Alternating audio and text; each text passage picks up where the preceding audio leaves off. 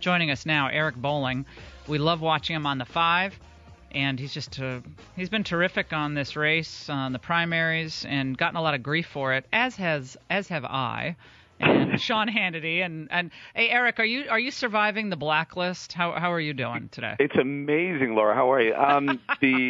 But look, this is still a fresh wound. Let's call it that to the people who are the Never Trumpers. I think they're going to come around. This right now, I'm just dealing with a whole wild firestorm of Twitter hate coming at me. But hey, it's all right. It's okay. The bottom line is, though, Laura, I mean, let's be honest, okay? Ted Cruz, great conservative guy, I get it, constitutional scholar, understand it. He wasn't going to beat Hillary, though. That wasn't going to happen. So the only one who really has a chance is Donald Trump, and for the reasons you were just outlining, that what he's done, he's brought out the vote. He's brought out people who've never voted at all before. 65% increase in voter turnout on the Republican side, 20% decrease. Maybe some people are coming from Democrat. The point is, I think it changes the map. Everyone specifically says, oh, there's 6 to 8 states that are going to decide the election. That's true, except they always put Pennsylvania in the blue column when I think Pennsylvania has a shot this time to go red because of what Trump did in Pennsylvania a couple of weeks ago at the primary. This is the end of Bushism. This is the end of the globalized Republican Party. It's the end of the open borders brigade. It's the end of this idea of anytime you call it a trade deal, it's going to be good for the country. I mean, that's over. Yeah. That's just all over. Yeah, I mean, let's hope it's over. Well, people can moan and whine about it and say Trump's not a conservative. I get that it makes them feel better. They feel more pure and so forth. But millions upon millions when are they millions conservative, of people. Though? Well, yeah. Well, what exactly? What hills did they climb for conservatism? Sitting in your basement, writing columns that nobody reads doesn't exactly, make your case as a great vaunted American conservative. For God's sake. I can tell you from experience walking around here over the last 48 hours, it's like all the establishment types. It's like they're at a funeral. They're like Walking Dead.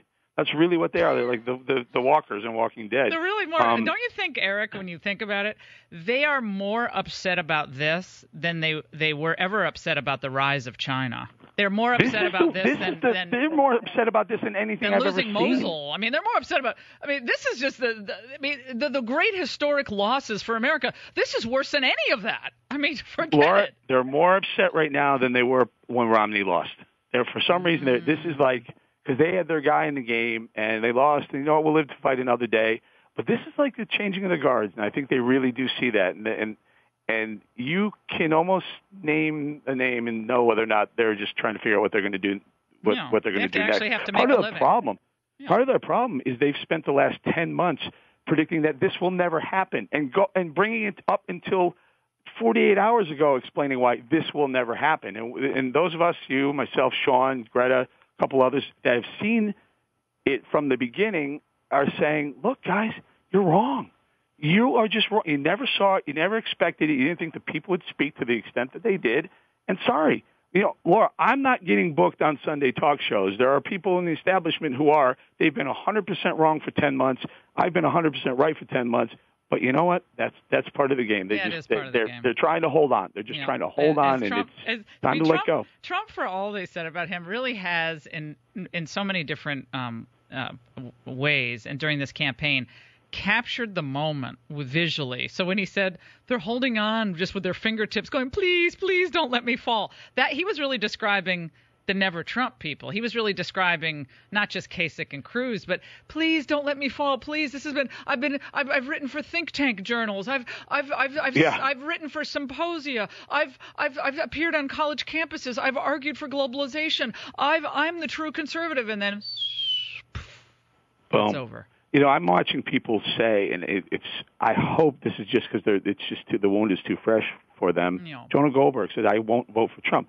You do realize that not voting for Trump is clearly a vote for Hillary Clinton, because every GOP is going to need every single vote out there. Trump's going to need every single GOP vote out there in order to beat her. Mm-hmm. Everyone has to vote. Take your medicine, suck it up, and go vote for Trump, but even if you don't like it. Like, it wasn't like John McCain. I mean, I was on the cover of Newsweek magazine with Hannity, Rush, and Ann Coulter, and a bunch of other people when it was called Thunder on the Right. Or anger on the right, because we didn't want McCain. But did we all support McCain? Yes, we did. Did we all want Romney? Well, we thought Romney had some problems, but, I like him personally. Wasn't my first choice, but guess what? We all rallied to Romney. It's like this idea. I don't even understand this mentality. Like, I'm taking my purest sensibility, and I'm going home. I'm like, okay. Well, knock yourself out, guys. Here's a bigger problem, though. Supreme Court. As you're very familiar with the Supreme Court, you're going to have 1 to 3 judges over the next 8 years. You better darn be sure there's a Republican in office. Well, apparently they think Hillary's going to be better than Trump in picking justices, Eric. I mean, that's insane. That's what they think. I guess that's what they think. So Hillary's just going to be better. Look at her policy. Look what she's for. I mean, income inequality, minimum wage.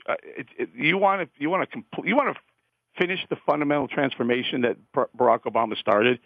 Got 8 more years of Hillary, and that'll go a long way to doing that. Eric, I want to play a soundbite from you. This is from Trump. Was this on Fox and Friends, guys? Yeah, on Fox and Friends earlier today. Let's listen. But is it true, Donald Trump, that you will look to raise funds for the general? I think it's most likely that I will because, you're talking about $1 billion or $1.5 billion. And, you got it. I do have it. All I have to do is sell a building. But, I think that probably I'm not looking for myself. I'm looking for the party, where the party, is going to receive a lot of money so the party can compete, including its Senate races, including its congressional races. So he's going to, raise money for the party. He has to raise money, I think, to beat Hillary. I mean, I don't think you can do what he did for the primary for the general. Does that take away from his I'm self-funded? I think so. I mean, I think a lot of people have loved the self-funded argument that Donald Trump makes. He's an outsider. Now, if there's a way to distinguish, I'm raising money for the party for the down ticket, the Senate races, the various other races that he wants to be responsible for helping. Like Kelly Ayotte saying, I'm behind Donald Trump. I mean, very, very, very smart of her to do that. She'll get help by Donald Trump being the nominee. Help. Yep. Down ticket help, yeah. So if there's a way to say, hey, the money I'm raising is going to help those races, meanwhile I'll still continue to self-fund my own presidential race. I don't know if that's possible, or I don't know what his financial. What if you get small contributions? Like Bernie Sanders got $40 million last month, 2 months ago, just with small donations. Small. I mean, look.